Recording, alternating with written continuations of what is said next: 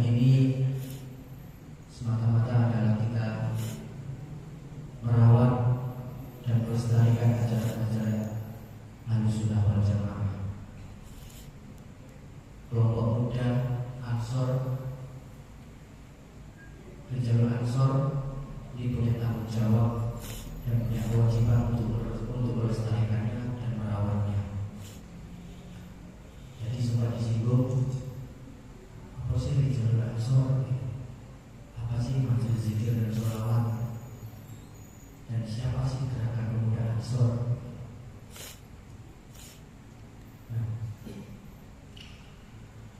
Jadi Jalur Ansor itu adalah satu organisasi badan otonomnya Gerakan Pemuda Ansor. Jadi Gerakan Pemuda Ansor di dalamnya ada organisasi tersendiri yang namanya Jalur Ansor yang memang secara khusus ditugaskan untuk apa? Untuk melaksanakan kegiatan-kegiatan keagamaan termasuk sholawat, istighosah dan lain sebagainya. Nah, ini gunanya untuk apa? Kelak ke depan lahir dan muncul generasi-generasi orang alim, generasi-generasi ahli sholawat, ahli thariqah, ahli istighosah yang itu dilahirkan oleh Jalur Ansor. Kedua juga diharapkan dengan adanya Jalur Ansor ini telah muncul dan lahir tokoh-tokoh muda dan dai-dai muda yang menyebarkan ajaran Islam Ahlussunnah wal Jamaah al-Hadiyah. Itu tujuannya adalah untuk itu. Makanya di setiap kegiatan majelis zikir dan sholawat, selain sholawat, selain istighosah juga ada ngaji yang itu dipimpin oleh dai-dai muda, tokoh-tokoh muda. Harapannya ke depan beliau inilah yang akan menggawangi ajaran-ajaran Islam Ahmadiyah, ajaran-ajaran Islam Ahlussunnah wal Jamaah. Nah, itu. Jadi di Jalur Ansor kegiatannya adalah majelis zikir dan sholawat. Itu tadi tujuannya bapak-bapak dan sahabat-sahabat. Berikutnya juga setiap bulan kegiatan majelis zikir dan sholawat berkeliling dari ranting ke ranting, dari desa ke desa, dari masjid ke masjid. Ya. Ada 20 ranting di Kecamatan Tari.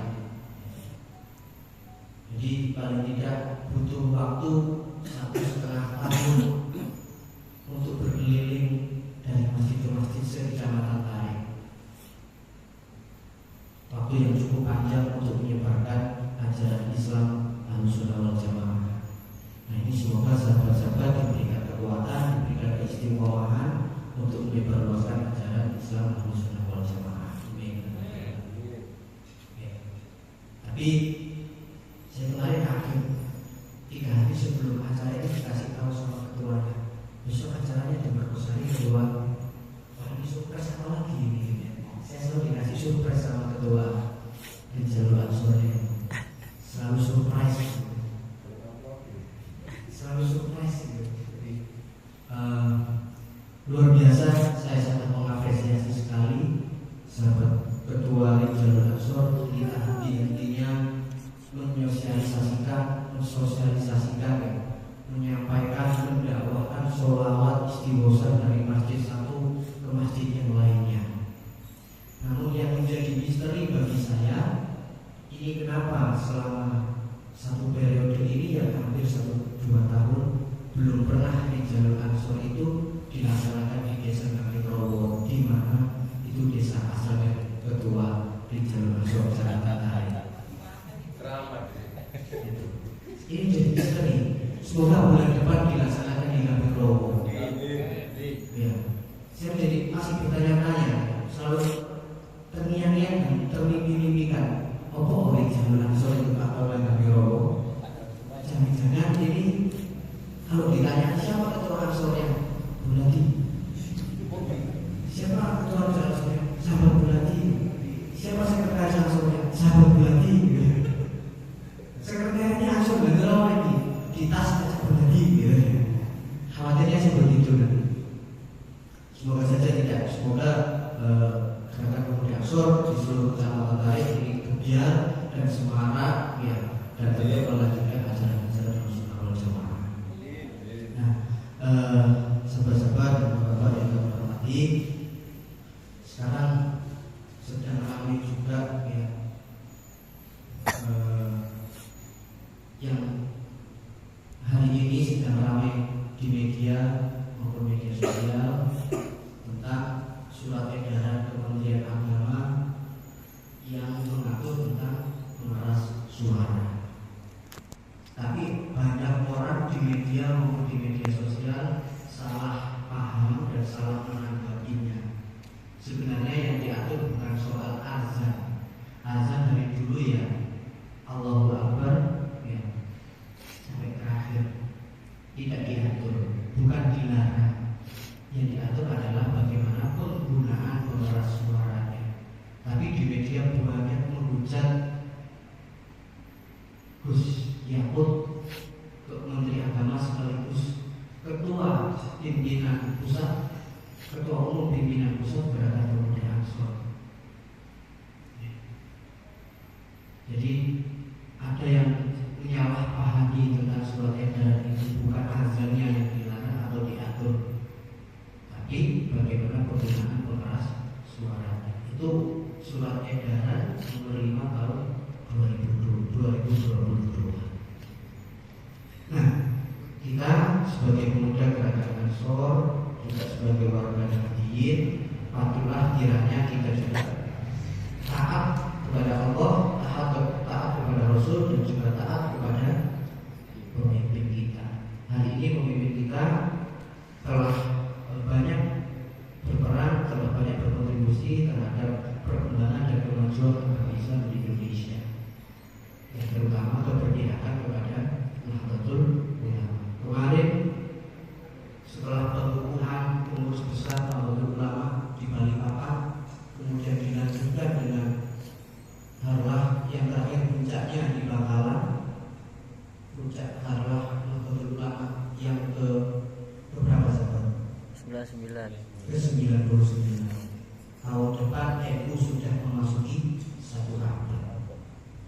Peran NU ini sangat dibutuhkan baik di Indonesia maupun di dunia. Sekarang lahir di Afghanistan PC NU Afghanistan, bukan PCI, tapi orang Afghanistan mendirikan Nahdlatul Ulama.